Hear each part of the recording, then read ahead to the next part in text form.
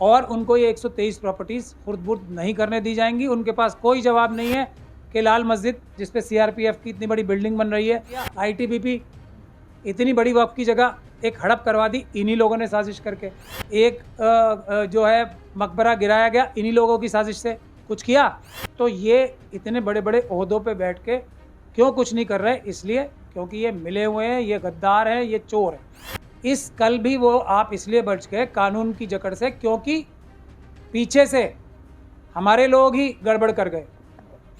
वक्फ board भी एक ऐसी स्टैट्यूटरी बॉडी है जिसके पास डीडीए और एलएनडीओ के बराबर पावर, बुलडोज़र चलवाने की भी पावर उनके पास है, लेकिन कानूनी प्रक्रिया का पालन करके।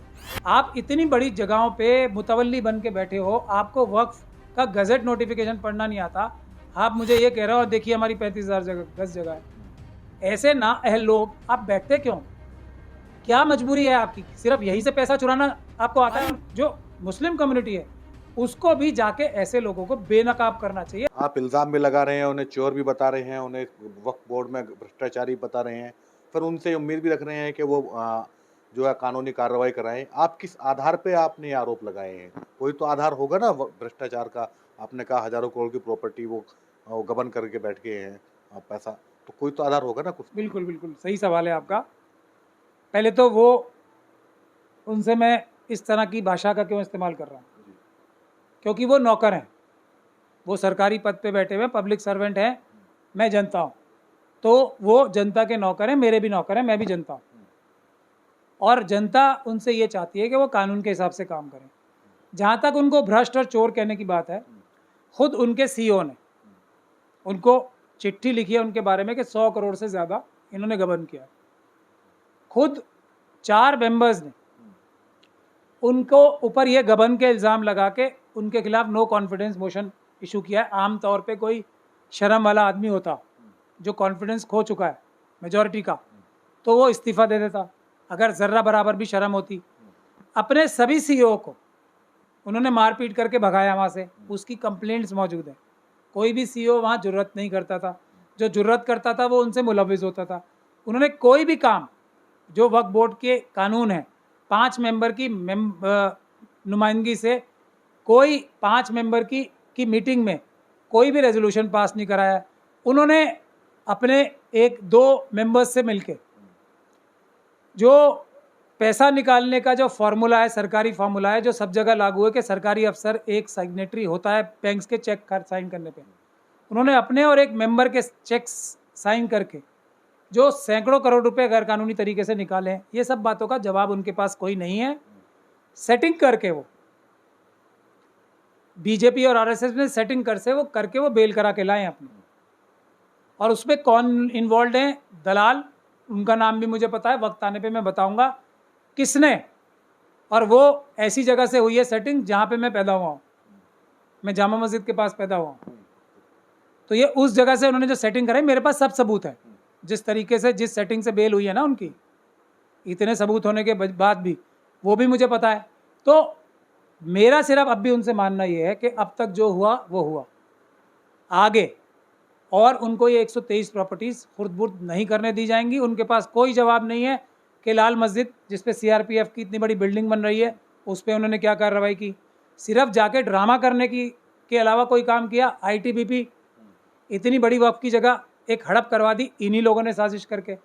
यहाँ ओबराय होटल के बाहर अभी एक जो है मकबरा गिराया गया इन्हीं लोगों की साजिश से।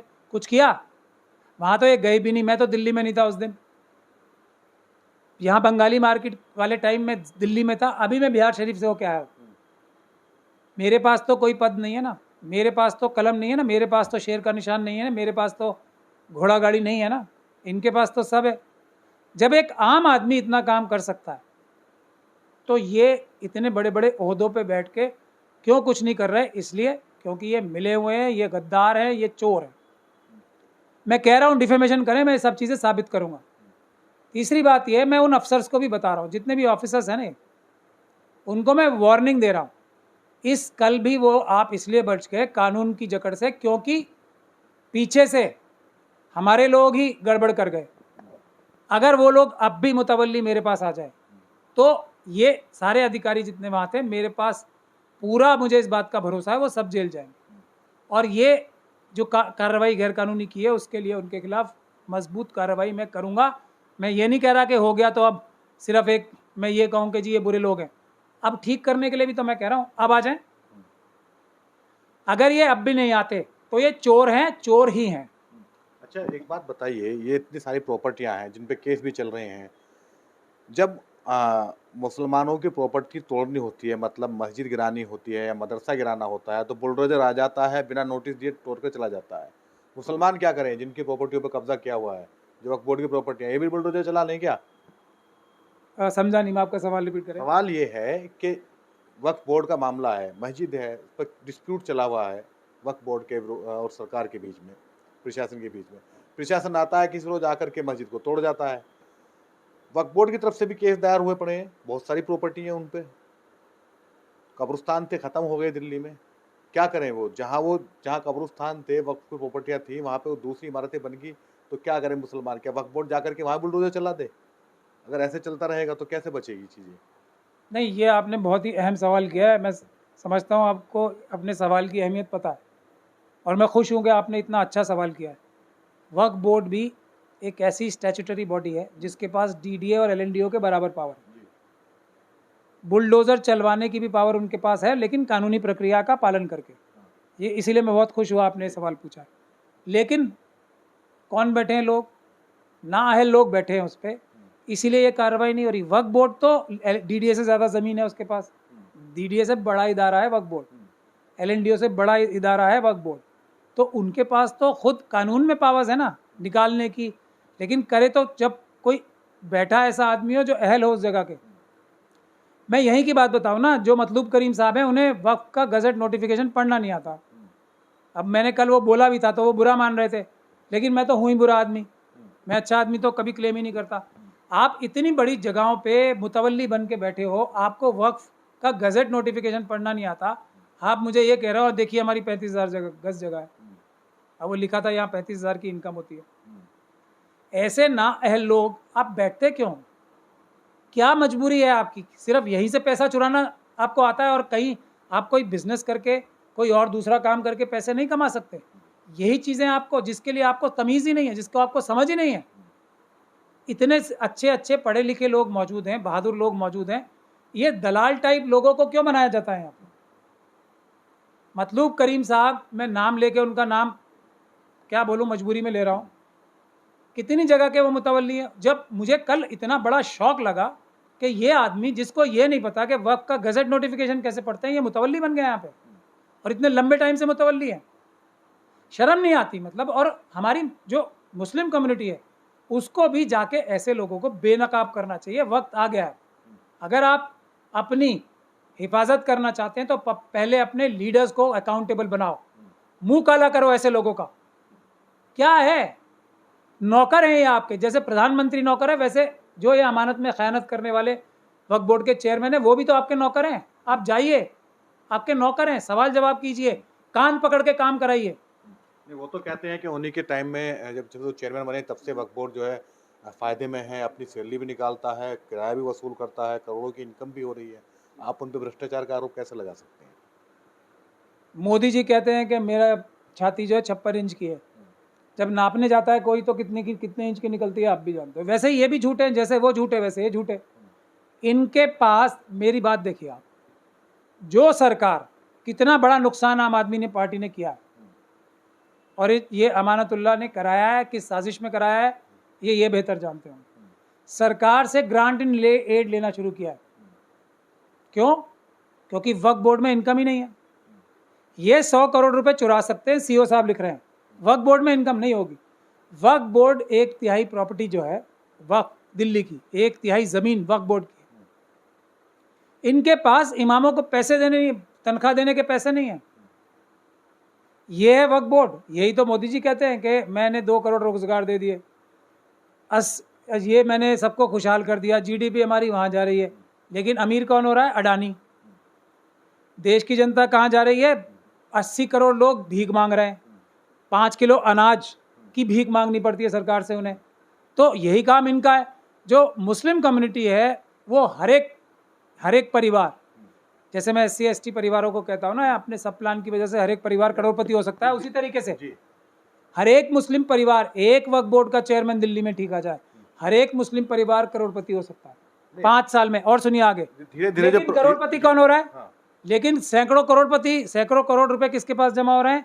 अमानतुल्लाह के पास। यही तो ईडी का केस है, यही तो केस है ना ईडी का। क्या है केस? ये ईडी का केस है। और ये उनकी प्रॉपर्टीज कहाँ से आ गई? जो लोग उन्हें अभी 9 साल से पहले से जानते हैं, ओखला में है ना बहुत सारे लोग, मुझसे बात करें ना, मैं बताऊंगा ना सबकी असलियत। उनके कपड़े पहनने का ढंग, उनकी गाड़ी में बैठने का ढंग, उनके तौर तरीके, उनका रहन सहन, उनका खान पीन, ये 9 साल में बदल गया नहीं बदल गया? अब बताएं, सब जाके चेक कर ले। तो ये है करप्शन। और मैं सच्चा इल्ज़ाम लगा रहा हूँ, झूठा नहीं है। डिफेमेशन करें, मैं साबित करूंगा। अच्छा, इल्जाम लगा रहे हैं आप, इसका मामला हालांकि कोर्ट में भी चल रहा है। आप एक बात बताइए, क्या होगा? ये तो प्रॉपर्टियां सारी एक एक करके वक्फ बोर्ड की, वक्फ की जितनी प्रॉपर्टियां थी लगातार कम होती जा रही हैं। 1300 कब्रिस्तान थे दिल्ली के अंदर, अब है ही नहीं, अब 13-14 कब्रिस्तान बचे हैं। क्या है? चौकीदार अगर चोर होगा तो यही होगा जो हो रहा है।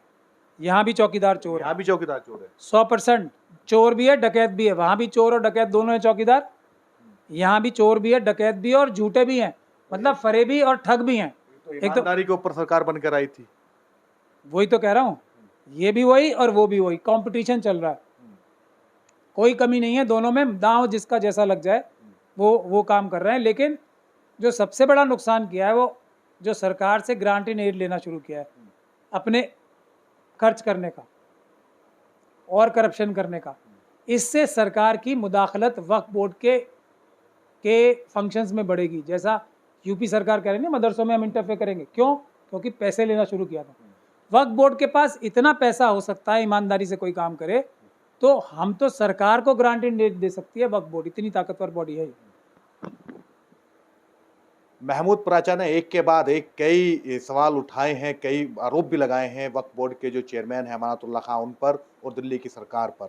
और उन्होंने दावा किया है कि अगर मेरे आरोपों को झूठा मानते हैं तो मेरे ऊपर केस दर्ज करें, मानहानि का मुकदमा मेरे ऊपर दायर करें। सवाल मस्जिद से उठा था, मस्जिद के डिमोलेशन से। उन्होंने वक्फ बोर्ड में होने वाले नियुक्तियों को भी सवाल के घेरे में रखा है। अब देखते हैं इस पर क्या वो जांच होगी, क्या होगा। लेकिन जो वक्फ की प्रॉपर्टियां हैं वो लगातार राजनीति का शिकार है, राजनीतिक आरोप प्रत्यारोप उन पर लगते रहे हैं, लेकिन वक्फ की प्रॉपर्टियां लगातार कम होती जा रही हैं।